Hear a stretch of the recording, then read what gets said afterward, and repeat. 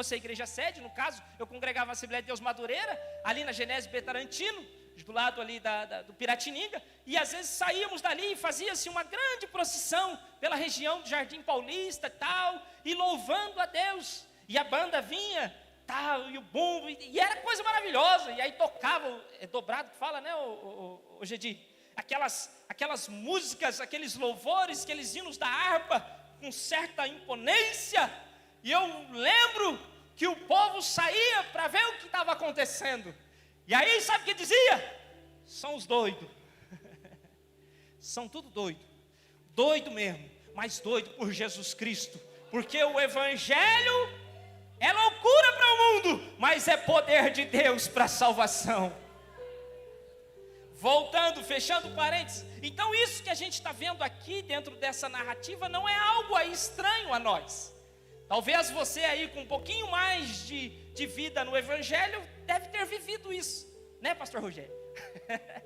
Deve ter vivido isso, não vou nem falar, né, pastor Braz? Então, era mais ou menos isso que estava acontecendo. Vinha-se aquela procissão, e eles chegavam com essa água até o templo e derramavam ela sobre o altar.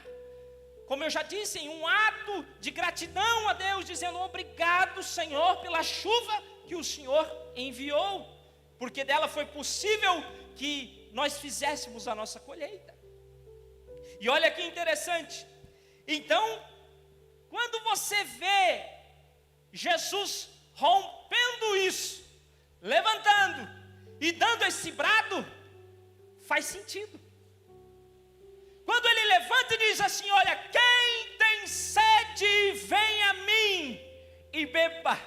Irmão, está no ápice da festa, a procissão está acontecendo, o sacerdote está com o vaso cheio de água, é isso que está acontecendo. Aí Jesus levanta e fala assim, olha, está vendo? Essa água, está vendo lá onde vocês buscaram? Na verdade, eu é que sou o enviado, eu é que sou a fonte. Eu é que sou a fonte de água viva. Quem vier a mim e beber da água que eu tenho, não vai mais ter sede. Aleluia, glória a Jesus. Segundo ponto importante, é que Jesus faz essa declaração, anunciando que Ele é o provedor, que Ele é a fonte de água viva, que sacia eficazmente a sede do homem. Eu estava há uns 10 dias atrás, em casa, enfermo, então eu não pude ir trabalhar. E como eu trabalho de madrugada, chegou de madrugada, não tive sono. Aí levantei, desisti de tentar dormir, já era, sei lá, 1h da manhã, já 3 horas na cama, virando de um lado para o outro, virando de um lado para o outro. O que crente faz quando acontece isso, irmão? Vai orar. Ué, vamos aproveitar o tempo. Levantei e fui lá para a sala, coloquei uns louvores e vamos orar, falar com Deus. E aí orei um pouco e tal. E é gostoso esse momento que não é programado, porque é neles que Deus te surpreende. E naquela madrugada aconteceu coisas maravilhosas, mas uma das coisas foi a respeito disso que o Senhor falou comigo. Todo o ser humano tem em si sede. Todo ser humano tem em si fome. Mas eu não estou falando da física, eu estou falando da espiritual, daquela que é na alma. Todo ser humano tem vontade de ter alguém, de se filiar, de se esconder debaixo de uma autoridade. Todos têm a necessidade de um preenchimento, de um vazio no interior. Sabe o que é isso? É a presença do Espírito Santo que pode preencher. Sabe que sede por verdade é essa? É a verdade da palavra de Deus. Sabe que fome é essa? É a fome da vontade de ter ali a presença do Senhor Deus na sua vida. Só Deus é quem pode saciar, só Jesus Cristo é quem pode saciar esta sede, esta fome. É só Ele que pode preencher o vazio, a aflição que há no ambiente, no mais íntimo do ser humano. Então Jesus fala sobre isso.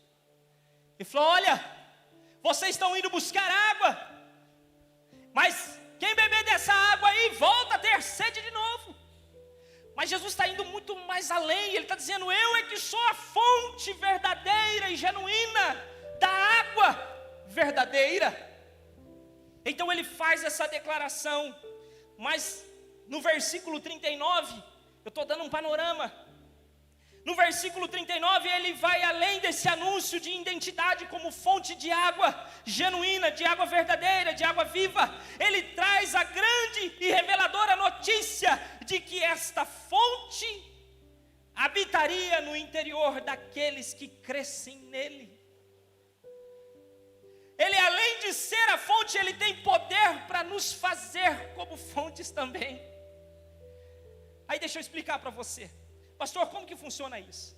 Quando você bebe da água chamada Jesus Cristo, quando você bebe dessa fonte, em você, diz as Sagradas Escrituras, acabamos de ler, cria-se ou começa a jorrar, Augusto, rios de água viva. Aleluia. Pastor, mas na prática, explica para mim. Vou explicar então. Vou explicar. O filho fica doente, está ruim, está enferminho, as coisas não andam bem, o desemprego bate a porta. Esse é só um exemplo.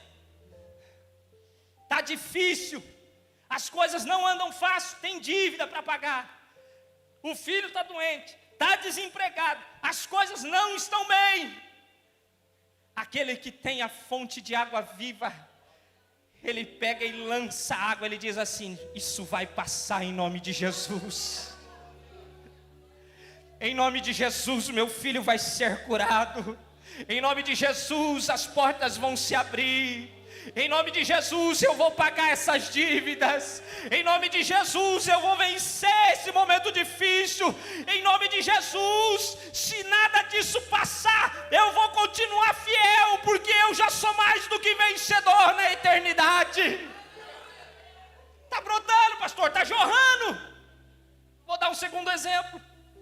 Você chega para trabalhar, o amigo está aflito, o companheiro está angustiado, e você percebe, porque você tem na fonte, você bebe dela, então você tem uma percepção diferenciada. E aí quando você observa, você já se aproxima, e Deus vai ali te dando sabedoria, e você consegue conectar com aquela pessoa, logo ela já está se abrindo, e sabe o que é que sai da sua boca? Água viva, aleluia. Por quê? Porque flui do seu ventre, é a presença do Espírito Santo. Aí você dá conselho, você fala: não se desespere, acalma, Jesus vai entrar com providência na sua vida, tem solução. E aquela pessoa, quando termina a conversa, normalmente a afirmação é sempre a mesma. Sabe qual é? Rapaz, sabe que eu estou me sentindo tão bem agora? Eu não sei o que você tem em você. Você não sabe? Eu sei. Fonte de água viva chamada Jesus Cristo. Aleluia. Mas eu quero reter a nossa atenção no versículo 38. O versículo 38 ele diz assim: olha, quem crê em mim, como diz as Escrituras, ele vai ter dessa fonte de água viva dentro dele. Vai fluir rios de água do ventre dele. Mas eu fiquei nesse negócio de quem crê em mim, como diz as Escrituras. Não é, irmãos, tão fácil assim. Permita-me, eu não sou professor de português. Aliás, perdoe-me se eu cometer talvez aqui algum equívoco, mas eis aí uma matéria que eu me dava bem na escola.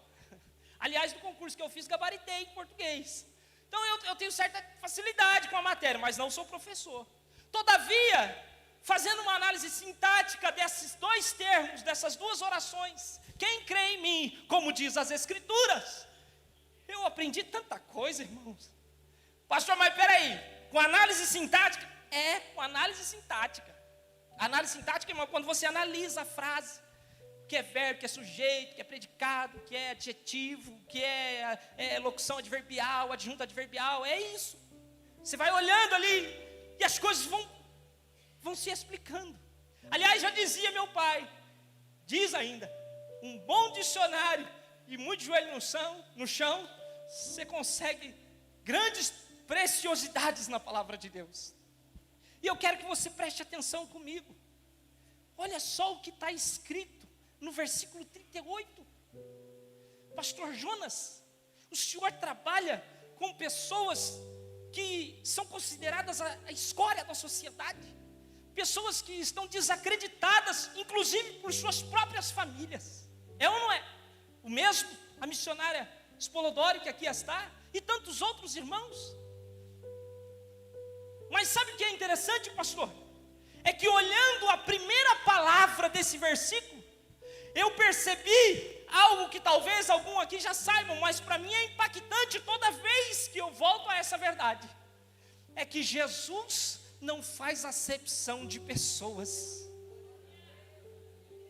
Presta atenção aí, ó. O que está escrito? Quem?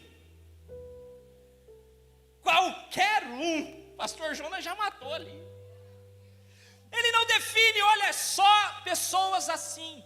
Não é só os brancos, não são só os negros, não são só os asiáticos, não são só os pobres, não são só os ricos, não são só os baixinhos, não são só os altões, não são só os magrinhos, não são só os gordinhos, não são os mais franzinos somente, e nem são somente os fortões. Os feinhos também tem vez, mas os bonitão também. Aleluia. Deixa eu ir um pouquinho mais além. Os tatuados, os com piercing, os homossexuais, os transexuais, os bissexuais, os viciados em drogas, os viciados no álcool também tem chance.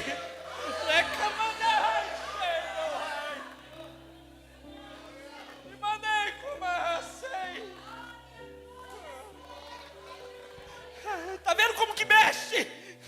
Porque daí você se lembra da escória. Aí você começa a se lembrar do seu passado. Alguém aqui, talvez até mesmo soro positivo pelas errâncias da vida, vai lembrar, falar assim: puxa vida, se eu não tivesse aceitado Jesus, o meu futuro não seria esse.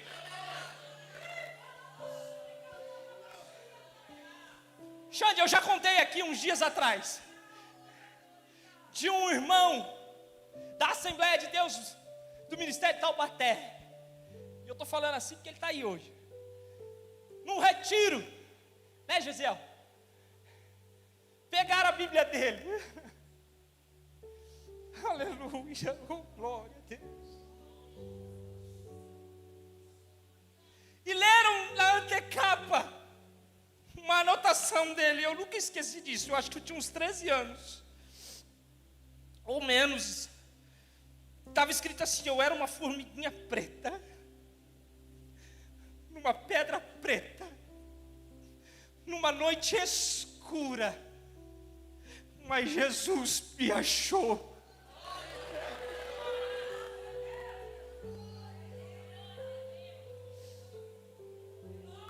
Aí a juventude é terrível, né? Leu aquilo e na madrugada pegaram e gravaram, inclusive imitando o nosso irmão. Imitaram ele e foi muito legal, porque para todo mundo ali, aí imitaram depois o pastor da igreja. E você é jovem, irmão, eles só fazem isso mesmo. Aí fizeram lá a imitação dos obreiros e tal, e foi um sarro. Só que eu nunca esqueci daquilo. Depois eu fui perguntar para o meu pai. Eu falei: pai, o irmão fulano, qual que é a história de vida dele? O pai já conhecia ele há mais anos. Ah, filho, é um verdadeiro milagre de Deus. Andava errante por esses caminhos, fez muita coisa errada, e quando achava que já não havia mais saída, que não havia mais solução, ele teve um encontro com Jesus, e Jesus transformou ele.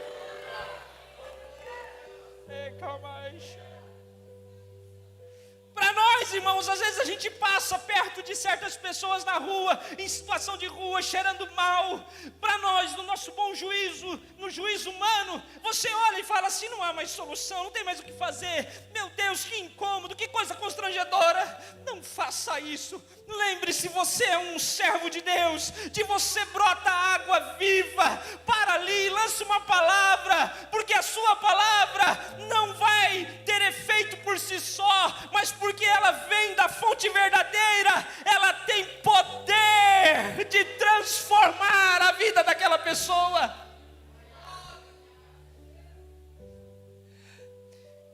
Primeira coisa, ele não faz acepção de pessoas.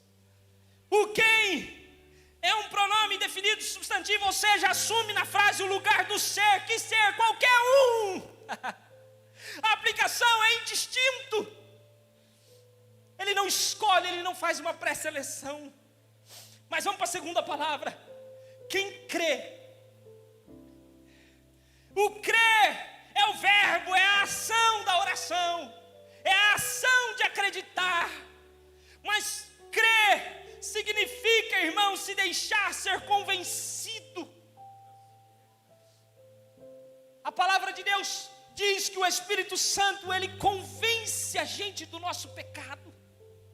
Dentro do contexto do versículo, esse crer é se deixar ser convencido, é acreditar no Senhor, é acreditar na voz do Espírito Santo falando nos nossos corações e se deixar levar por ela. É a ação de acreditar. É quando você toma aquela decisão. E talvez alguns aqui estejam lembrando desse momento, desse dia. O dia em que dentro de você houve a maior batalha que você já viveu. Levanto a mão ou não levanto a mão? Decido ou não decido? Encaro ou não encaro? Até que por fim, uma vez tomado pela ação do Espírito Santo, você não aguentou e levantou as mãos e disse: eu quero aceitar a Jesus como meu único e suficiente Salvador.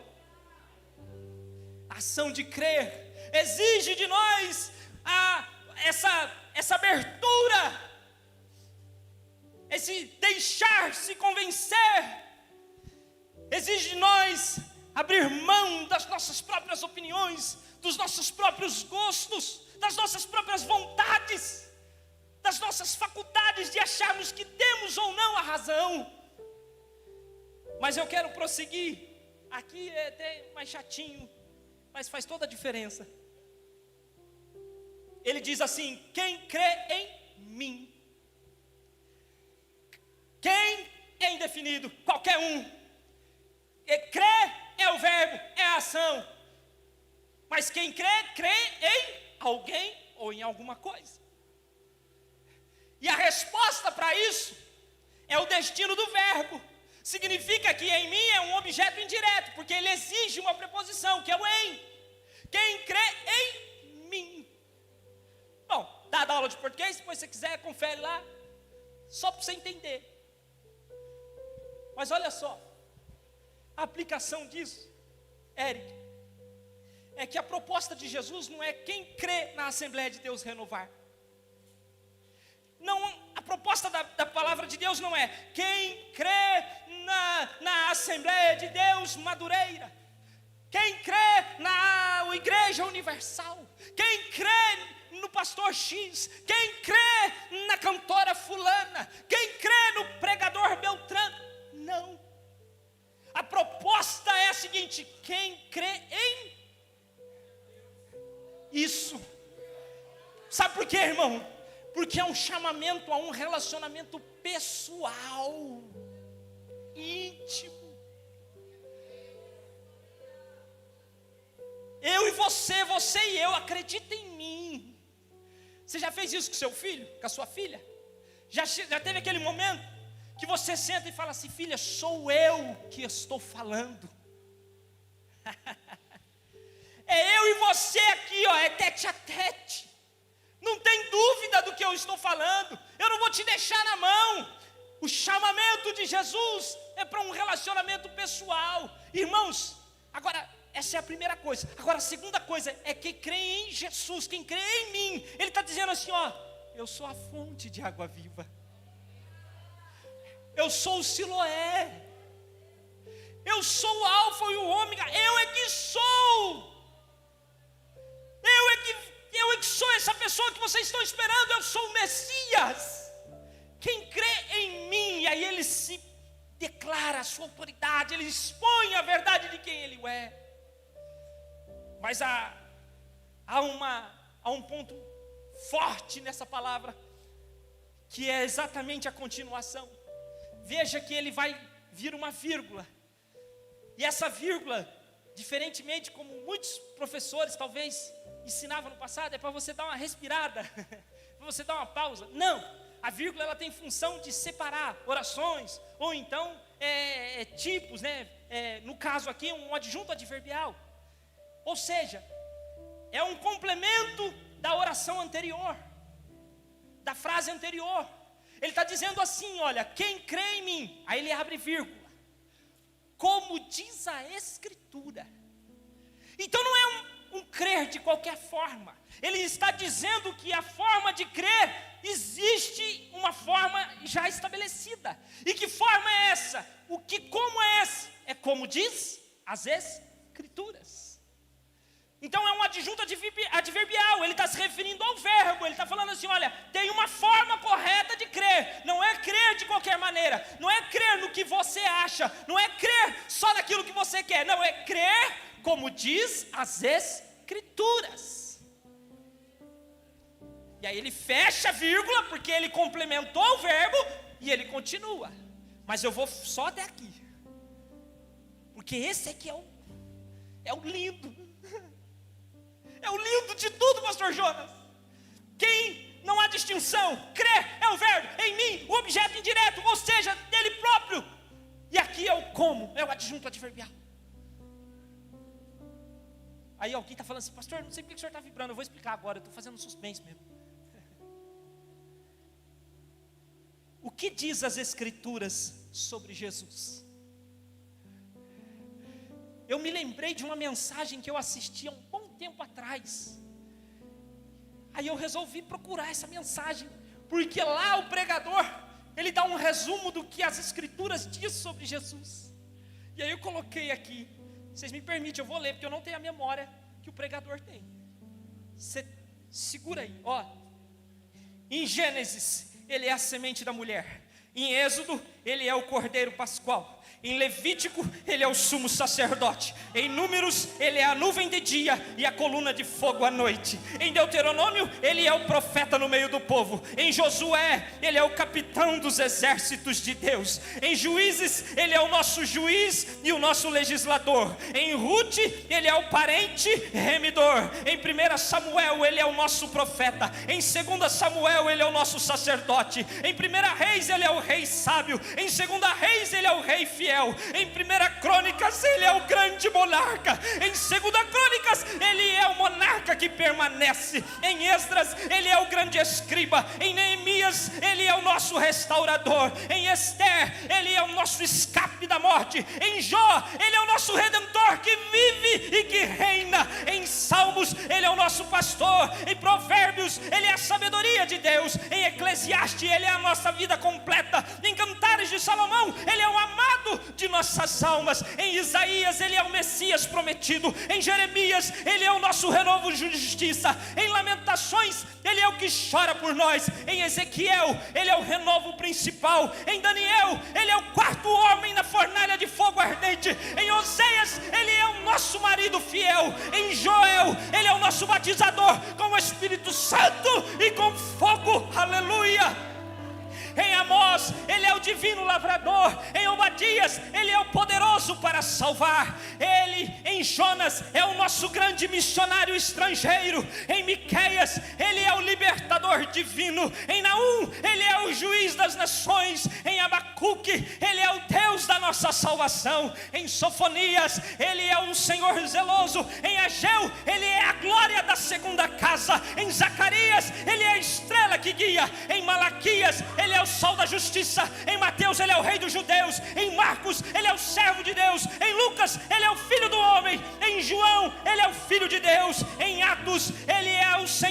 nosso reto. Em Romanos, é o nosso justificador. Em 1 Coríntios, Ele é o Senhor das nossas vidas. Em 2 Coríntios, Ele é o nosso conforto. Em Gálatas, é o nosso libertador do jugo da lei. Em Efésios, aquele que cumpre tudo em todos. Em Filipenses, é o modelo de humildade. Em Colossenses, é a plenitude de Deus. Em 1 Tessalonicenses, é aquele que vem arrebatar a igreja. Em 2 Tessalonicenses, é o que vai julgar os ímpios. Em 1 Timóteo, Ele é o único mediador entre Deus e os homens. Entre Deus e os homens, aleluia. Em 2 Timóteo, Ele é a nossa esperança. Em Tito, Ele é o nosso pastor fiel, aleluia. Em Filemão, é o amigo mais chegado que um irmão. Lembra do domingo passado? Então é Ele, está lá em Filemão. Em Hebreus, Ele é o intercessor junto ao Pai. Em Tiago, é o nosso grande médico, pois a oração pode salvar o doente. Em 1 Pedro, Ele é a pedra angular da nossa fé. Em 2 Pedro, Ele é a nossa força. Em João, 1 e 2 de João e 3, Ele é o amor. Em Judas, Ele é o nosso pastor. E em Apocalipse, Ele é Senhor do Senhor, Rei dos reis, aleluia. Aplauda, porque Ele merece. Ele é tudo isso e muito mais.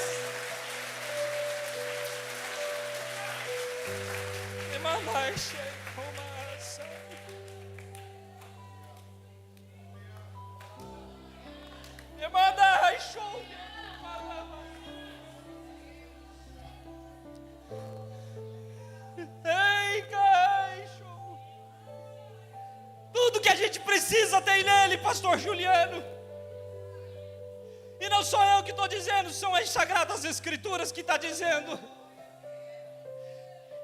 Crer nele como diz as Sagradas Escrituras. E nós estamos aqui hoje na ceia.